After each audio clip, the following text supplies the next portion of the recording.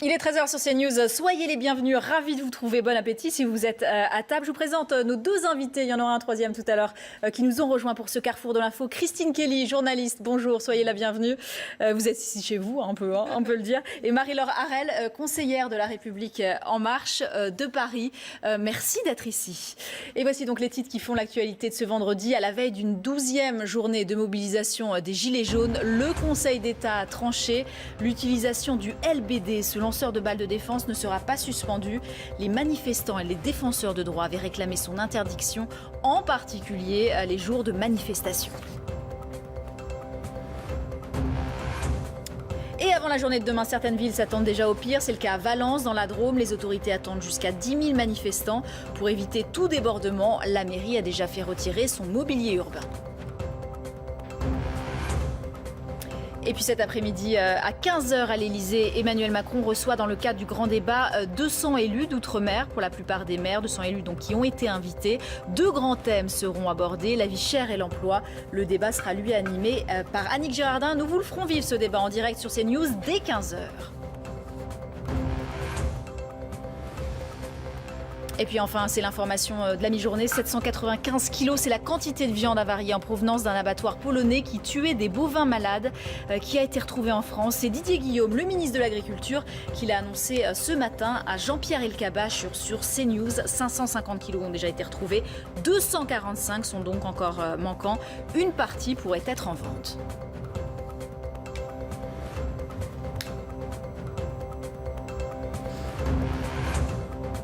Enfin, depuis la mort en 2009 de Maurice Jarre, il était le plus célèbre compositeur français de musique de film. Les obsèques de Michel Legrand, qui on doit entre autres la musique de Podane ou les parapluies de Cherbourg, ont commencé il y a un peu moins d'une demi-heure.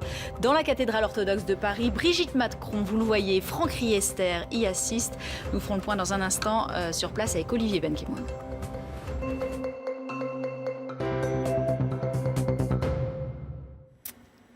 Et je vous le disais, il s'agira donc, on a le programme en fait du deuxième déplacement du gouvernement en Essonne à l'occasion du grand débat national.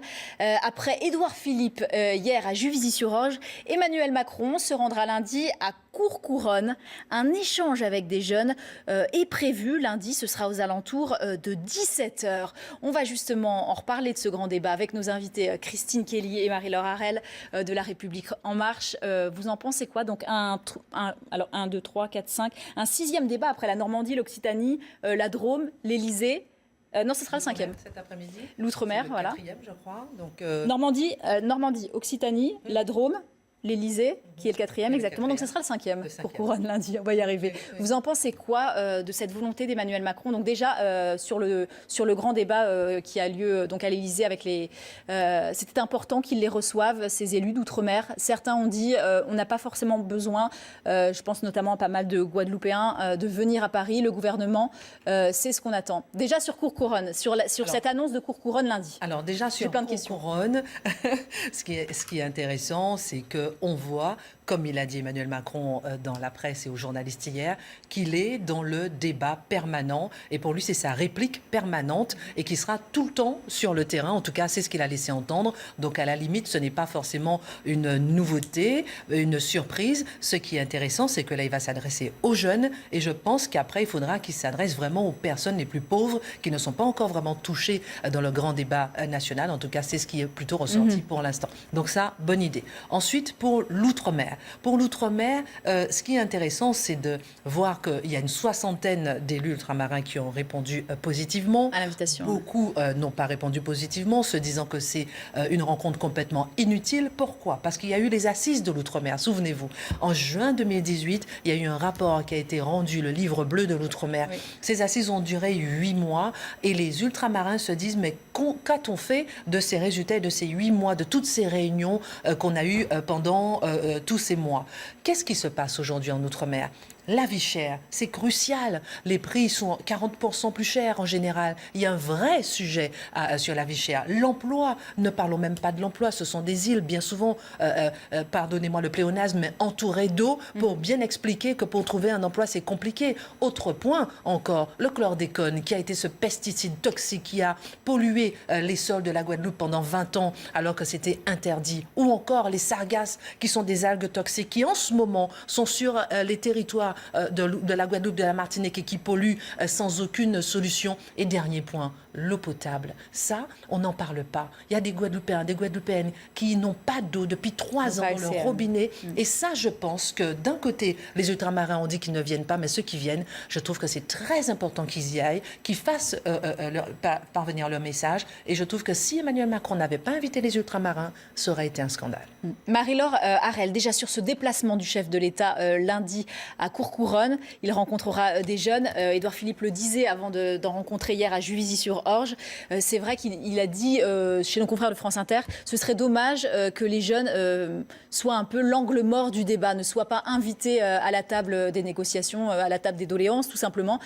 C'est important, le débat national ne se fera pas sans les jeunes. Évidemment qu'il faut intéresser les jeunes au grand débat et je pense que le défi est bien plus large que d'intéresser les jeunes au grand débat uniquement, c'est d'intéresser les jeunes à la politique. À la vie politique et au fait qu'ils aient envie de voter. Exactement. Surtout. Le taux d'abstention est particulièrement important chez les jeunes. Les jeunes ne croient pas trop à la politique, ne s'y intéressent pas, sont désillusionnés et c'est triste parce que souvent ils sont désillusionnés alors qu'ils viennent même d'obtenir le droit de vote. Donc ils n'ont même pas eu le temps d'être déçus, ils ne donnent même pas leur chance à la vie politique, sa chance à la vie politique. Donc je pense qu'il y a un défi qui va bien au-delà du grand débat concernant les jeunes. Après, pour ce qui est de la rencontre d'aujourd'hui avec les ultramarins, vous avez raison de le dire, c'est bien de venir. Je trouve très dommage la posture qui consiste à dire, et qui est celle notamment de la France insoumise, je ne dis pas du tout que tous les élus ultramarins sont de la France insoumise, mais en tout cas, la position est la même, c'est de dire d'avance, le débat ne sert à rien, c'est pipé, et puis ça n'apportera pas les réponses qu'on espère. Je pense que ça ne peut pas s'entendre de ne même pas donner sa chance au grand débat, de refuser d'y participer en disant que ça servira à rien. C'est sûr que ça servira à rien si on n'y prend pas part. Donc, et Christine Kelly a raison de le dire, c'est vrai, il y a des problèmes très spécifiques liés au territoire d'outre-mer qui sont liés à l'insularité. Le taux de chômage est calamiteux, il est presque 3 fois plus élevé qu'en métropole et particulièrement chez les jeunes, les moins de 30 ans, le taux de chômage est de 45%. C'est du jamais vu. Il y a des réels problèmes à régler. Je voudrais juste souligner en revanche que même si c'est vrai que en fait, les territoires d'outre-mer ont l'impression qu'il n'y a pas de solution et qu'ils s'enlisent tout le temps dans les mêmes soucis de chômage, d'insécurité, la pression migratoire à Mayotte avec les Comores, etc. C'est vrai qu'on peut se demander à quoi ça peut servir de plus. Emmanuel Macron l'a dit quand il a lancé les assises, ça pouvait rappeler les états généraux que Nicolas Sarkozy avait déjà fait en 2009, mais il n'appartient qu'à nous de les rendre utiles et d'en faire quelque chose de concret. Et je remarque en tout cas un intérêt particulier d'Emmanuel Macron pour les territoires d'outre-mer. Il s'est déjà déplacé 4 fois en 1 an et demi. Son prédécesseur... Oui, Annie Girardin a dit qu'il y aurait peut-être une visite aussi à La Réunion avant l'été. Son prédécesseur a à peine fait plus en 5 ans, ne s'était même pas donné la peine, lui, de faire ni états généraux, ni assises, ni rien. Et il est ressorti au moins des états généraux. C'est sûr qu'il faut faire plus, il faut être plus efficace, mais des assises que Emmanuel Macron a mis en place, un plan spécifique d'1,3 milliard pour Mayotte, et puis des aides qui sont sanctuarisées, mais qu'on essaye de réformer pour rendre plus efficaces sur les questions de logement, de sécurité, de chômage. C'est sûr que ce n'est pas suffisant. On ne peut en tout cas pas reprocher à Emmanuel Macron de s'intéresser particulièrement aux territoires d'outre-mer et de leur donner une place spéciale dans le débat cet après-midi. Alors, on va y revenir justement sur ce grand débat national et justement sur cette journée d'aujourd'hui. Emmanuel Macron, on vous le rappelle, rencontre à Paris des élus d'outre-mer. Vous nous disiez qu'une 60aine avait répondu positivement alors que l'invite était beaucoup plus large. Les précisions sur cette journée avec Samy Sfaxi.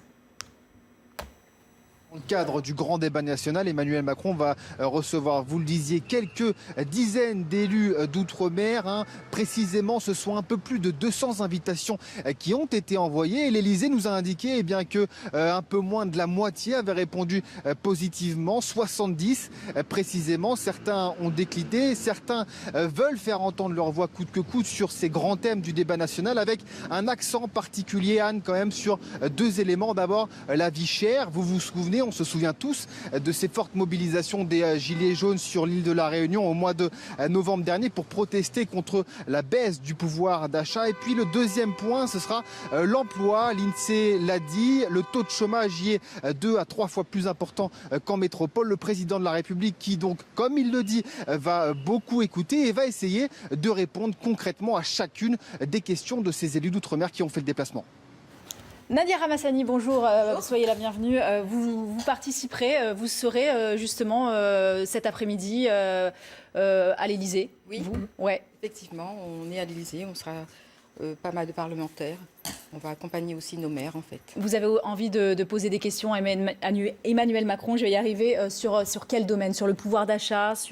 Avez-vous déjà envie de lui poser des questions ou avez-vous plutôt envie d'écouter ce qu'ont à dire les maires? Non, moi, en fait, je pense que déjà, il savait déjà à l'époque, quand il faisait sa campagne, pour les présidentielles. Et je rappelle, pardon, que vous êtes député de la 6e circonscription de La Réunion, apparentée LR, c'est ça? Donc il avait déjà proposé des actions. Donc en fait, ce qui serait bien, vous savez, comme les autres, je veux dire, il y a eu d'abord les États généraux avec Sarkozy, ensuite il y a eu l'égalité réelle outre-mer avec Hollande, il y a eu les assises déjà. Donc je veux dire qu'il sait déjà pas mal de choses. Donc je pense que maintenant il faut faire des actions très concrètes. Les gens ont besoin, les ultramarins ont besoin d'actions concrètes. Et ça, il le sait. Donc moi j'espère qu'aujourd'hui il va vraiment Quelle action présenter. concrète vous attendez? Déjà par rapport, il y a le logement, l'emploi et également la vie chère. Alors le logement, il avait déjà prévu qu'il va remettre en place l'APL. Moi j'étais avec lui quand on est allé en Inde à l'époque. Il avait dit qu'il va remettre. C'était quand ça? C'était en mars 2018. Et c'est vrai que vous savez qu'à La Réunion, il y a quand même 1400 logements en moins du coup à cause de l'APL, 500 entreprises qui ont dû fermer à cause de ça. Donc je veux dire, c'est important l'APL. Et il a promis de le mettre d'ici début 2020. Mais je veux dire, entre là et 2020, il faudrait faire des actions, ça c'est important. Ensuite, vous savez qu'on a quand même 80% de la population qui demande, qui est quand même éligible au logement social. Donc je pense qu'il faut beaucoup plus booster les constructions de logements, c'est important. D'ailleurs, ça va créer l'activité, c'est très important. Nos matériaux sont très chers par rapport au monopole, donc ça c'est important de revoir ça.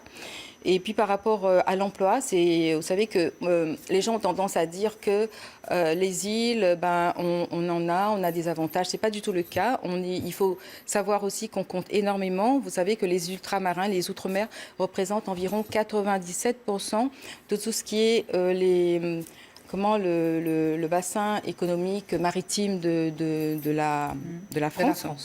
Donc c'est très important à dire. Par rapport même à l'écologie, c'est important. 80% de biodiversité. Donc je veux dire, on a beaucoup d'avantages.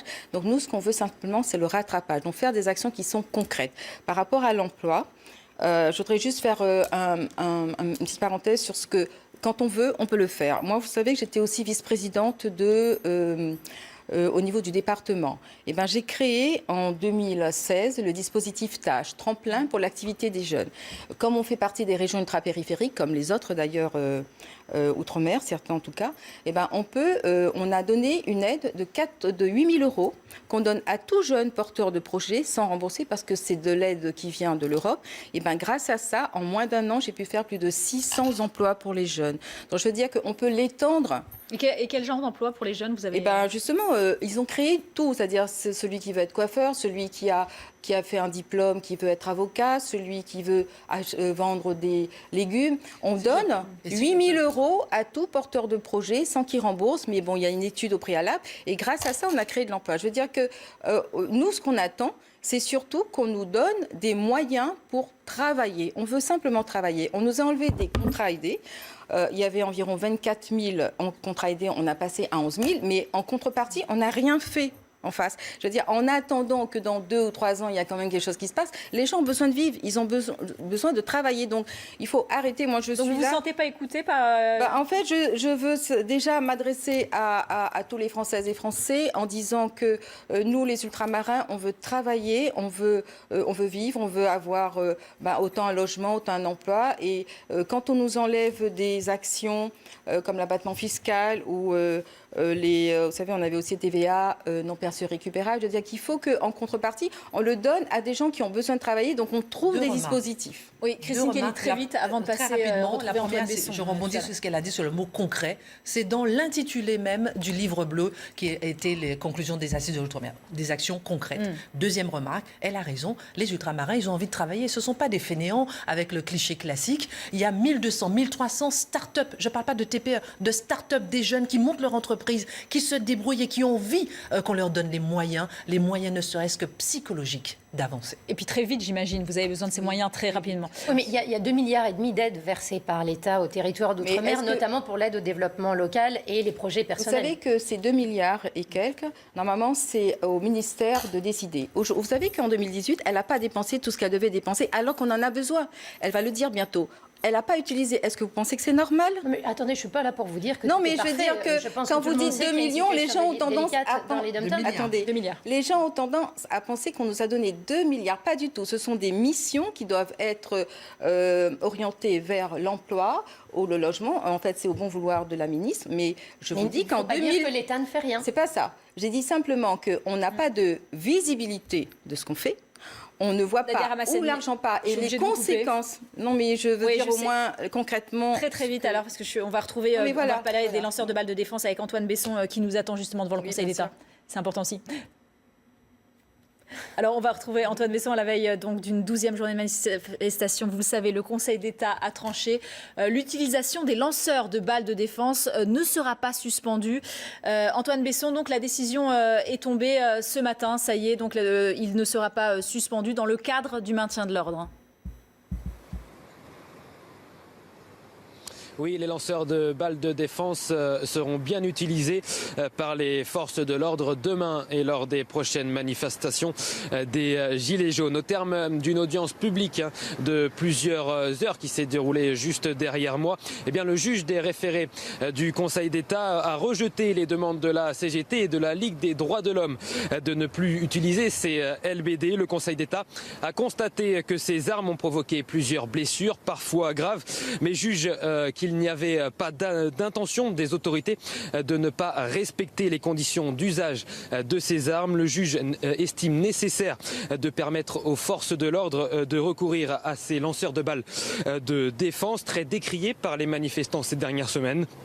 Mais selon le Conseil d'État, eh bien, l'usage de LBD de 40 mm ne caractérise pas une atteinte grave et illégale à la liberté de manifester. Voilà ce qu'a conclu le Conseil d'État il y a quelques minutes. Merci infiniment à vous, Antoine Besson. Je remercie aussi Ulysse Caillou qui vous accompagne. Et nous sommes en ligne avec Stanislas Godon. Bonjour, vous êtes secrétaire national du syndicat de police Alliance. Comment vous avez accueilli la nouvelle du Conseil d'État ce matin ? Écoutez, bonjour. Nous avons salué évidemment cette décision sage de la plus haute juridiction administrative sur notre territoire national qui a rejeté ces demandes, ces recours afin d'interdire l'usage du lanceur de balles de défense qui est une arme non létale nécessaire à l'ensemble des forces de sécurité qui gèrent le maintien de l'ordre et qui ont dû faire face, il faut le rappeler, à des individus extrêmement dangereux qui ont tenté parfois d'attenter à la vie, à l'intégrité physique des policiers et des gendarmes notamment. Et alors, malgré cette décision, on imagine que l'utilisation de ce LBD, ce lanceur de balles de défense qui fait polémique, va rester au cœur du débat ? Alors, il va rester au cœur du débat. Nous, on espère que cette décision du Conseil d'État va peut-être mettre un terme à toutes les actions juridiques qui ont été menées, puisque là, maintenant, on a la décision ultime, je dirais, du Conseil d'État, de la plus haute juridiction administrative, je le répète. Donc là, il faut passer à autre chose. Maintenant, continuons dans le sens où les manifestations sont déclarées, elles sont organisées. Il y a un service d'ordre qui est en lien avec la police nationale. On fait en sorte que ça se passe du mieux possible avec les manifestants. Et on essaye, notamment, on attend beaucoup d'ailleurs de la loi qui est discutée actuellement au Parlement, afin qu'elle donne les outils juridiques aux policiers pour qu'on neutralise les individus qui sèment le chaos et qui veulent en s'en prendre la plupart du temps aux forces de sécurité. Oui, vous parlez de la loi anti-casseurs, bien évidemment, Stanislas Godon. On va maintenant, et je vous remercie d'avoir été bien évidemment en duplex avec nous. On va maintenant prendre la direction de Valence. Vous le savez, demain c'est une deuxième journée de mobilisation des Gilets jaunes qui s'amorce. Les commerçants du centre-ville craignent de nouveaux débordements, comme nous l'expliquent Kinson et Sébastien Bandotti. Dans le centre-ville de Valence, l'ensemble du mobilier urbain est démonté. Il pourrait servir de projectile, car samedi, une marée jaune est attendue. On a commencé par les grilles d'arbres. On a démonté à peu près 300 grilles d'arbres sur l'ensemble du territoire. Il aura fallu mobiliser 85 agents et compter plus de 2500 heures de travail. Les commerçants ont pour consigne de se barricader. Jeudi dernier, Emmanuel Macron s'était rendu dans cette commune pour écouter les doléances des élus. Depuis, l'appel lancé sur les réseaux sociaux a réuni entre 8 000 et 10 000 personnes. Le préfet de la Drôme craint la présence de casseurs parmi les manifestants. La venue du président de la République fait que ce nombre de participants a été multiplié par 10. Tant qu'on n'entendra pas réellement le peuple, je pense qu'on sera confronté à des manifestations de ce genre. Et donc j'ai bien peur que Valence paye le prix de ce simulacre de débat. Selon le maire, la ville sera mise sous cloche le temps de la manifestation. Le marché n'aura pas lieu, les transports en commun seront réduits et toutes les animations de la ville annulées. Alors, la ville de Valence qui se barricade, Marie-Laure Harel, la ville de Valence où d'ailleurs s'est rendu Emmanuel Macron dans la Drôme la semaine dernière, on s'en souvient, le maire l'avait interpellé puisqu'il avait donné une pétition à Emmanuel Macron de la part des Gilets jaunes.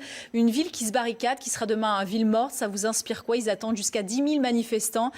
Vous redoutez cette journée de demain et particulièrement à Valence, entre 3 000 et 10 000 Je crois malheureusement que l'ensemble des Français redoutent tous les samedis maintenant. C'est un jour où on ne peut plus vivre normalement et je parle aussi en tant qu'élue parisienne, il faut voir les magasins vides tous les samedis. Enfin, la vie s'est arrêtée maintenant et ça va faire, ça fait 2 mois et demi. Donc, c'est pas tolérable que ça puisse continuer.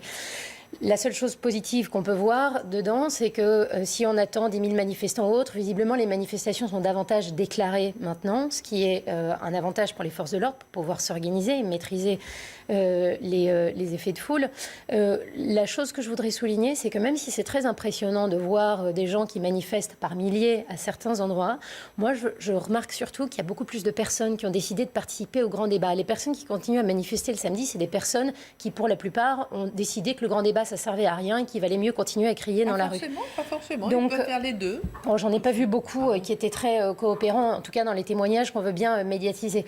Le grand débat, je veux juste rappeler qu'en l'espace de 2 semaines, c'est 500 000 contributions, c'est 3 000 réunions locales qui ont eu lieu et ça reste beaucoup plus que les 50 et quelques mille manifestants qui étaient dans la rue samedi dernier. Donc je pense que c'est un moyen beaucoup plus utile de participer au débat, d'aller dans des réunions et d'apporter des idées. Il y a plus de gens qui ont choisi de participer au grand débat que de manifester et je m'en réjouis. Et c'est important parce qu'on ne va pas se mentir, Emmanuel Macron était assez attendu au tournant sur le taux de participation, est-ce que les gens allaient s'y intéresser ou pas. Il y aura d'autres débats après sur est-ce qu'on va réussir à retranscrire correctement le contenu du grand débat, est-ce qu'on arrivera à apporter des réponses concrètes. Il y a en tout cas une chose qui est indéniable pour l'instant, le grand débat intéresse les Français, ils y participent, il y a encore des enjeux, notamment de réussir à intéresser davantage les jeunes, etc. Et les banlieues peut-être aussi. Exactement, et Emmanuel Macron fait ce qu'il faut pour réussir à remédier aux franges de la population qui n'ont pas pris part au débat. Vous pensez qu'il y aura un débat avec des jeunes de banlieue aussi? C'est visiblement ce qui est prévu lundi. Lundi, mais qu'il y en aura plus, c'est ma question. Je pense que... Parce qu'il y avait les jeunes et les banlieues qui étaient complètement absents pour l'instant. Je vais vous dire, j'ai l'impression qu'aussi la participation d'Emmanuel Macron au grand débat s'organise au fur et à mesure de l'actualité des journées. Oui, 24 heures avant. Voilà, donc moi, je ne suis pas au courant avant vous. Donc on va le découvrir. Oui. Mais en tout cas, voilà, je vois qu'il y a un vrai intérêt et un engouement des Français vers le grand débat. Et c'est une très bonne chose. Non, mais une remarque rapide pour dire que l'un n'empêche pas l'autre. C'est pas parce qu'on est gilet jaune sur le terrain qu'on ne va pas aussi participer. Et je pense qu'il y a quand même la liberté de manifester et que c'est bien qu'ils manifestent leur mécontentement ou même pacifiquement sur le terrain et en même temps qu'ils participent au grand débat. Petite parenthèse, il y aura... Je pense pour moi c'est incompatible en fait. C'est-à-dire il y a un moment... Pourquoi c'est incompatible? Non, c'est compatible. Parce qu'il y a un moment où en fait on a compris qu'il y avait une colère. Manifester, c'est exprimer sa colère. Elle a été comprise, elle est prise en compte, on déroule le grand débat. Non mais qu'on manifeste si on n'est pas satisfait des réponses qui sont apportées, c'est autre chose. Mais à un moment il faut aussi lever le pied sur ça et s'activer sur le terrain d'une autre manière, je trouve. Oui, mais je pense qu'il faut arrêter. En fait, pourquoi il y a toujours les gilets jaunes? Parce qu'entre les effets d'annonce où on propose et concrètement ce qui va se faire, il n'y a rien encore. Donc, je veux dire, c'est tout à fait normal. C'est normal, ça fait que 2 semaines que le grand débat a commencé. Ils sont là. Bon, je veux dire, c'est vrai qu'il ne faut pas avoir de violence, mais ils sont là parce qu'on a concrètement... On fait que des effets d'annonce. Donc nous, ce qu'on demande, là, je pense que les Français donnent une dernière chance à M. Macron en disant, écoutez, c'est vrai que vous avez commencé, vous n'étiez peut-être pas au courant, on vous a peut-être mal conseillé, mais aujourd'hui, on vient devant vous. On va vous dire concrètement ce qu'on a besoin. Donc, écoutez-nous et faites-le. C'est pour ça que je pense qu'il y a autant de personnes qui viennent parce qu'ils se disent, peut-être que cette fois-ci, M. Macron va nous écouter. Donc, ça, c'est le grand débat dure 2 mois, pas 2 semaines. Merci. Oui, mais ça fait rien. On va passer quand même... je suis désolée, aux obsèques de Michel Legrand qui se tiennent en la cathédrale orthodoxe de Paris. Nous avions sur place Olivier Benkemoun qui revient justement sur cette journée d'hommage à Michel Legrand. Donc ces obsèques et à 14h un hommage au Théâtre Marigny, un hommage public où les fans pourront y assister. Olivier Benkemoun donc nous vous donne ces précisions depuis la cathédrale orthodoxe de Paris. Oui, c'était une cérémonie qui n'a pas duré très très longtemps, une cérémonie dans le rite orthodoxe, dans cette cathédrale qui est juste derrière moi, qui ressemble à une petite boîte à musique, et on y joue beaucoup de musique. Et tout le monde était debout, il y avait 300 personnes qui étaient debout avec un cierge à la main autour du cercueil de Michel Legrand. C'est un cercueil noir qu'on a vu monter ici. Il y avait beaucoup de personnalités, du monde de la culture, réalisateurs, Claude Lelouch évidemment. Il y avait Brigitte Macron qui a assisté à cette cérémonie, Franck Riester. Bon, donc c'était très large comme panel de personnalités qui étaient là. Et puis en sortant, on a rencontré Benjamin Legrand, qui est le fils de Michel. Il nous a confirmé que ces derniers temps, les choses étaient écrites en quelque sorte comme du papier à musique. Il s'est laissé glisser, mais qu'il avait réécouté toute sa musique. Et de temps en temps, il réagissait. Ce qu'il n'a jamais fait, Michel Legrand. Il ne réécoutait pas ses œuvres. Il les a écrites, il les a données au monde, et il était très ému de recevoir des messages du monde entier qui vont continuer à affluer. Aujourd'hui, toute cette journée d'hommage, vous l'avez dit, là dans quelques minutes, ça sera au Théâtre Marigny, hommage public. Il y avait peu de public qui était là, mais cet après-midi au Théâtre Marigny, où se joue Podane, grande musique de Michel Legrand, le public pourra lui rendre un bel hommage et il y aura sa musique qui sera jouée sur scène. Allez, restez bien avec nous sur CNews. Dans un instant, nous reviendrons sur l'utilisation du LBD qui ne sera pas suspendu. Voilà, le Conseil d'État a tranché. Il ne sera pas suspendu demain dans le cadre du maintien de l'ordre. À tout de suite.